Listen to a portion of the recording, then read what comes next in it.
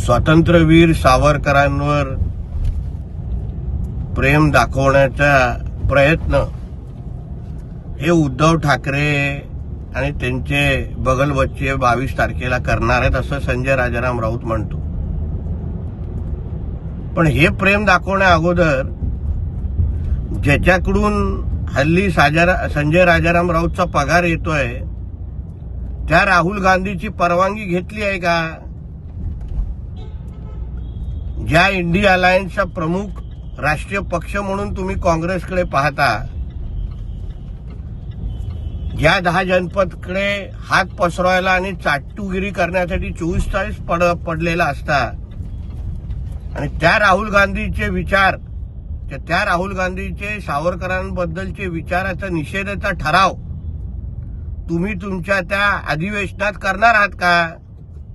म्हणून भारतीय जनता पक्ष आणि आमच्या पंतप्रधानांवर टीका करण्या अगोदर तुमच्या राहुल गांधीला पहिलं सांगा, स्वातंत्र्यवीर सावरकरांच्या समोर येऊन नतमस्तक व्हायला, ते बोलण्याची हिंमत दाखवा आणि मग भारतीय जनता पक्ष आणि आमच्या प्रधानमंत्र्यांवर टीका करा. उद्धव ठाकरेच्या नेतृत्वाखाली असलेला उभाटा संघटनेच्या नावाचा पोपट मेलेला आहे. निवडणूक आयोगाच्या नंतर माननीय अध्यक्षांनी पण खरी शिवसेना ही एकनाथ शिंदेजींचीच आहे हे जाहीर करून टाकलेलं आहे. आता 22 आणि 23 तारखेला होणारं जे नाशिकमध्ये अधिवेशन आहे, जी माहिती संजय राजाराम राऊतने आता सकाळी दिली, ती खरी म्हटलं तर एक श्रद्धांजली सभा आहे. मातम मनवण्यासाठी हे सगळेजण एकत्र येत आहेत. आता जी संघटना जिवंत नाहीये, ज्याचं अस्तित्व नाहीये, ज्याचं चिन्ह मशाल राहील का नाही ह्यावर प्रश्नचिन्ह निर्माण आहे. मग त्या निमित्ताने 2 दिवसाचं अधिवेशन घेऊन नेमकं कोणाला खुश करू पाहतायत?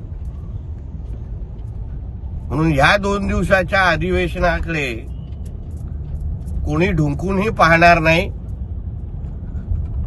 भारतीय जनता पक्ष, आमचे नेते, मुख्यमंत्री, उपमुख्यमंत्र्यांना शिव्या देण्याच्या पलीकडे ना उद्धव ठाकरेकडे काही विचार आहेत, ना त्याच्या उभाटाचे काही दुसऱ्या नेत्यांकडे विचार आहेत.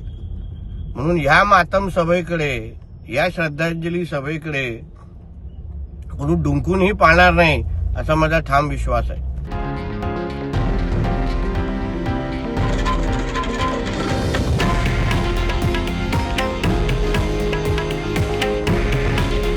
हे आहे देशातील नंबर 1 न्यूज नेटवर्क आणि आपण पाहत आहात TV9 मराठी. काळजी तुमची, हित महाराष्ट्राचं.